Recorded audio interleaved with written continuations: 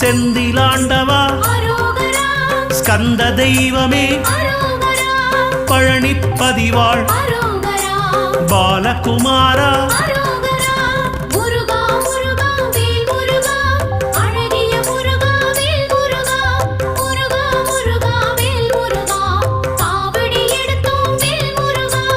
இருளிடர் போக்கும்